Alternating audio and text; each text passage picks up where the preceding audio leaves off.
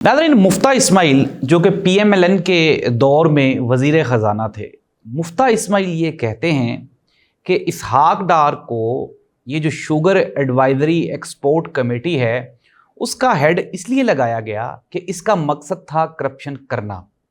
इसके साथ ही साथ उन्होंने कहा कि तारिक फजल चौधरी वो फॉर्म 47 से अगर जीत के नहीं आया तो कुरान मजीद पे हलफ दे दे। मैं PMLN के वुज़रा की करप्शन के बारे में कुरान मजीद पे हलफ दे सकता हूं और यही वजह है चूँकि मैं इनकी करप्शन को बेनकाब कर रहा हूं तो इसलिए ये मुझे टारगेट कर रहे हैं। नाज़रीन, मुफ्ता इस्माइल जो कि PMLN के दौर में वज़ीर ख़जाना थे, उन्होंने PMLN की करप्शन के अंबार लगा दिए हैं सबूतों के साथ। ये करप्शन कौन कौन सी है? एक करप्शन में वज़ीर ख़जाना यानी कि इसहाक डार साहब जो कि साबिक़ वज़ीर ख़जाना है, मौजूदा हमारे वो नायब वज़ीर आज़म भी हैं और इसके साथ ही साथ वज़ीर ख़ारजा भी हैं, तो वो इन्वॉल्व हैं। इसके अलावा तारिक फजल चौधरी साहब इन्वॉल्व हैं और एक हमारी IT की मिनिस्टर भी ये जो करप्शन वाला है सिलसिला है उसमें वो फैज़याब होती हुई दिखाई दे रही हैं। नाज़रीन, कौन कौन सी करप्शंस हैं डिटेल्स रखेंगे आपके सामने आज के प्रोग्राम में। इमरान खान के बारे में एस्टेब्लिशमेंट की जानिब से एक वाज़ेह पैगाम आ गया। उन्होंने कहा जी नहीं छड़ना, जो तुसी करना है कर लो। मैक्सिमम क्या होगा जी, हमको थोड़ी बहुत ही फैसिलिटेशंस दे देंगे। ये कहानी क्या है और इमरान खान की जो रिहाई है उसका वाहिद तरीका वो कौन सा है, ये डिस्कस करेंगे हम आज के प्रोग्राम में। इसके साथ ही साथ KP गवर्नमेंट के बारे में ये अब मुतज़ाद राय सामने आ रही है। कुछ लोग कहते हैं कि ये जा रहे हैं, इनका जाना लिखा जा चुका है। कुछ लोग ये कहते हैं कि KP गवर्नमेंट ख़त्म नहीं हो सकती। इसकी वजह क्या है? सोर्सेज ने हमें एक रिपोर्ट दी है। ये रिपोर्ट क्या है जानेंगे आज के प्रोग्राम में। मैं हूं जाहिद अब्बास नकवी और आप देख रहे हैं हमारा सोशल मीडिया चैनल। आपसे रिक्वेस्ट है कि हमें सब्सक्राइब करें, फॉलो करें और कमेंट से ज़रूर आगाह करें। नाज़रीन, इंतहाई अहम प्रोग्राम आज का आपने लाजमी देखना है क्योंकि अहम इंफॉर्मेशन शेयर करेंगे आज के प्रोग्राम में।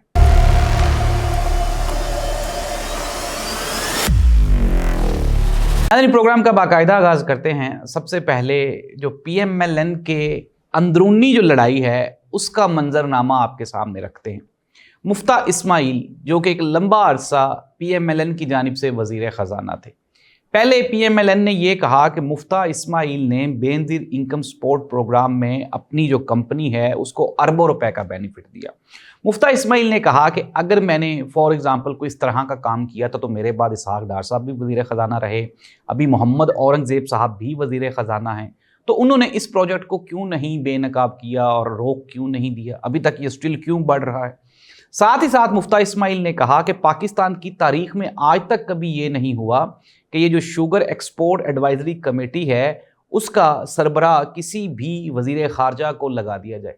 उन्होंने कहा ये पाकिस्तान की तारीख में पहली मरतबा, या तो इंडस्ट्री का मिनिस्टर होता है और या फिर कोई और मिनिस्टर होता है, लेकिन इस तरह से सिर्फ और सिर्फ इसहाक डार साहब को इसलिए अपॉइंट किया गया कि मियाँ मोहम्मद शहबाज शरीफ साहब के 2 साहबजादों की शुगर मिल्स हैं और इसमें उन्होंने कहा कि अभी ये जो शुगर इंपोर्ट की गई है इसका नुकसान फार्मर को होगा। उन्होंने कहा कि शुगर मिल्स वालों ने जो गन्ना ख़रीदना होता है वो तो अपने प्रोसेस को कंप्लीट कर चुके हैं और इसलिए ये ऐसे टाइम पे शुगर इंपोर्ट कर रहे हैं जैसे उन्होंने कहा कि वीट के फार्मर को नुकसान पहुंचा था, गंदम के फार्मर को नुकसान पहुंचा था, ऐसे ही अब गन्ने के फार्मर को भी नुकसान पहुंचेगा और शुगर मिल्स मालिकान को अरबों खरबों रुपए का फ़ायदा होगा। करप्शन करके उन्होंने कहा करप्शन में फ़ायदा लिया है और अब शुगर मिल्स मालिकान को भी फ़ायदा होगा।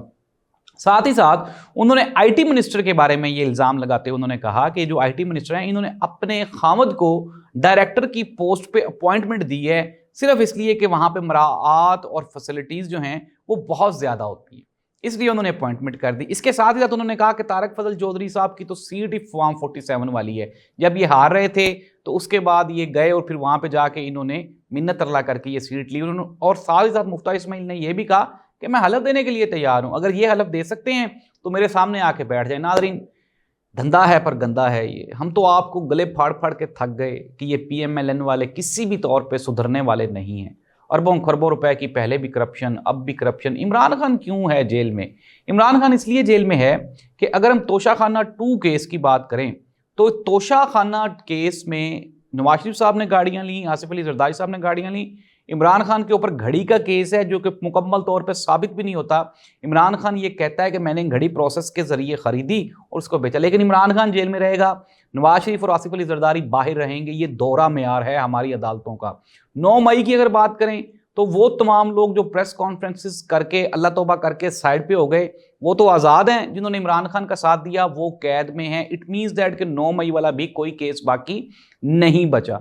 इसके अलावा 190 मिलियन पाउंड वाला केस है, तो वो बाबर अवान कई मरतबा कह चुके हैं कि मैंने इनको कितनी मरतबा कहा था कि वो सुप्रीम कोर्ट ऑफ पाकिस्तान के अकाउंट में पैसे पड़े, जाएं जाके वहां से ले लें। अगर अब वो जो अलकादर यूनिवर्सिटी है उसका नाम तब्दील करना है आप कर लें। और अगर आपको इमरान खान से कोई एलर्जी है, नाज़रीन मसला ये है। इसके बाद इमरान खान के ऊपर कौन सा केस था? इद्दत निकाह वाला केस, जिसमें पूरी दुनिया में हमारी जग हंसाई हुई। तो नाज़रीन ये वो 3-4 केसेस हैं जो इमरान खान के ऊपर बने हुए हैं, और चारों केसेस की कोई ग्राउंड रियलिटीज हैं ही नहीं, लेकिन इमरान खान को जेल में रखना है, रखें। अब मुनीब फारूक साहब ये फरमाते हैं कि जी इमरान खान को रिहाई नहीं मिलेगी, इमरान खान को जो नई जेल बन रही है वहाँ पे ट्रांसफ़र कर देंगे, लिटिल बिट फैसिलिटेट कर दिया जाएगा, मुलाकातें हो जाएंगी, बस यही होगा। तो इसका क्या मतलब है? क्या मुनीब फारूक साहब ये इस्टेब्लिशमेंट का मौक़िफ़ पाकिस्तानियों के सामने रख के पाकिस्तानियों को चैलेंज कर रहे हैं कि जाओ भाई नहीं छड़ दे इमरान खान, जो करना है कर लो?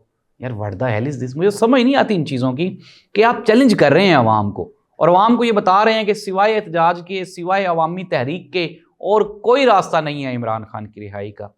तो ये तो अंडरस्टूड सी बात है, ये तो अवाम जानती है। और मैंने आपको पिछले प्रोग्राम में भी कहा कि सारी की सारी जो मट्टी है वो आप पीटीआई पे डाल देते हैं, जिम्मेदारी आप पीटीआई पे डाल देते हैं। लेकिन नाज़रीन इस मरतबा जो पीटीआई तैयारी कर रही है ना, इस मरतबा आसान नहीं होगा इस तहरीक को रोकना और कहीं पे इसको। मैं आपको बारहा ये बता चुका हूँ, केपी में हालात ख़राब है, बलोचिस्तान में ख़राब है, इस्लामाबाद में हालात ख़राब है। ऐसी सूरत हाल में अगर अवाम निकल आई ना डंडे सोटे लेके, तो फिर हम कहाँ पर जाएंगे?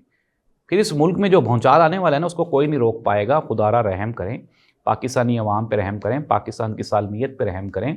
उन लोगों की शहादतों को तो मद्देनज़र रखें जिन्होंने इस मुल्क की सालमियत और बका के लिए शहादतें दी। आप किस तरफ लेके जा रहे हैं मुल्क को नाज़रीन? इसके अलावा अब हम आ जाते हैं जी, केपी की हुकूमत बदल रही है। गवर्नर साहब ने कहा अब के हम तहरीक अदम एतमाद हर सूरत में लाएंगे, तो ले आएँ यार, इसमें कौन सी कोई अचंभे की बात है। मुराद सईद कई मरतबा कह चुके, उन्होंने कहा इन्होंने हमारी हुकूमत ख़त्म करनी ही करनी है, लेकिन जितनी जल्दी ये ख़त्म कर देंगे हमारे लिए उतनी आसानी हो जाएगी कि हम मैदान में आने के लिए तैयार हो जाएंगे। मैंने आपको बताया, अब मैं आपको बताता हूँ। हमारे एक इंतहाई आला ऑफिशियल के साथ मेरी बात हुई, तो मैंने उसने कहा नकवी साहब देखें आप किस तरह बैकी बैकी बातें कर रहे हैं, केपी के गवर्नमेंट ख़त्म नहीं करनी। केपी के गवर्नमेंट के ऊपर वो एक हमने ना घंटी बांध दी है, उनको ये डराते रहना है कि हुकूमत जा रही है, हुकूमत जा रही है। अगर केपी के हुकूमत ख़त्म करते हैं लोगों को एमपीएस को नाअहल करके, और उसके बाद तो पीटीआई कहाँ पे जाएगी? जो पीटीआई केपी के में डोमिनेंट 92 सीट्स हैं, इंतहाई करप्शन और कंट्रोल निज़ाम के बाद भी 92 एमपीएस है वहाँ पे। अब वो जो 92 एमपीएस होंगे उसमें से आप कितने तोड़ लेंगे? 20 तोड़ लेंगे। 20 तोड़ भी लिए तो 72 एमपीएस फिर भी असम्बली में रहेंगे, तो वो असम्बली चलने देंगे? वो असम्बली नहीं चलने देंगे। फिर उसके बाद अली अमीन गंडापुर जो कि अब तो निज़ाम का हिस्सा है, सारे सिस्टम का हिस्सा है, जब अली अमीन गंडापुर वज़ीर अल्लाह ही नहीं होगा तो फिर वो क्या करेगा? फिर वो डंडे सोटे लेके इस्लामाबाद भी चढ़ दौड़ेगा ना। फिर ये हुकूमत कहाँ रहेगी और फिर ये पीएमएलएन कहाँ रहेगी? नाज़रीन मुख्तसरन ये कि मैं आपको ये दोबारा बता रहा हूँ कि पीएमएलएन को और पीटीआई को और पीपल्स पार्टी को और जो दूसरी तमाम सियासी जमातें हैं, तमाम सियासतदानों को कहीं ना कहीं एंगेज किया गया हुआ है। पीटीआई को केपीके में एंगेज किया गया हुआ है, और इसीलिए कि वो अपने इक़्तिदार के छोटे छोटे मदे लेते रहें और अपने वो मसाइल को। अली अमीन गंडापुर क्या कहता है कि जी अगर मैं वज़ीर आला ना होता तो फिर मेरी मजबूरियां कम होनी थी, फिर मैं कुछ और कर सकता था। इट मीन्स दैट कि केपी के गवर्नमेंट अभी तक ख़त्म करने का कोई प्लान नहीं है। ये डराते रहेंगे, धमकियाँ मिलती रहेंगी। कभी गवर्नर प्रेस कॉन्फ्रेंस करेगा, कभी कहीं और से कोई मैसेज आ जाएगा, जी गवर्नर राज लगा देंगे, असम्बली तहलील कर देंगे, तहरीक अदम एतमाद ले आएंगे।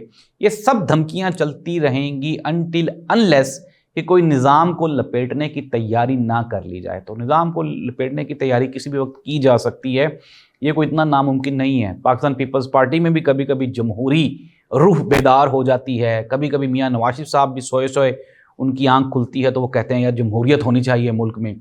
तो फिर जब वो जमहूरियत की वो ख्वाहिश को लेके बाहर निकलते हैं तो फिर आगे से पता चलता है कि यार हमारी तो हुकूमत इसलिए कायम है कि जमहूरियत का जनाजा हो चुका हुआ है, इसलिए हम इंजॉय कर रहे हैं।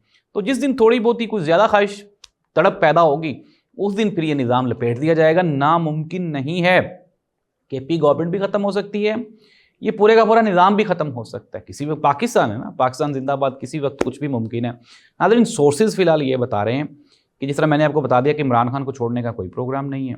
PMLN को जितना मज़ीद जलील करवाया जा सका वो करवाया जाता रहेगा। कभी मुफ्ता इस्माइल से, कभी PTI से, कभी पीपल्स पार्टी से, कभी अपने ही अंदर से किसी बंदे को उठा के, ताकि ये भी प्रेशर में रहें।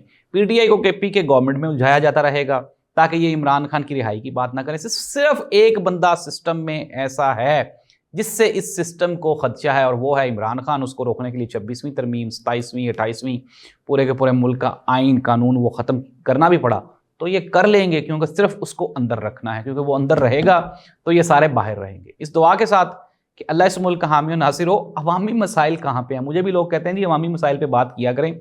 वहाँ पे इस्लामाबाद में वो हज़ारों गधे बरामद हो गए और इस्लामाबाद वाले उसका गोश्त खा गए बेचारे।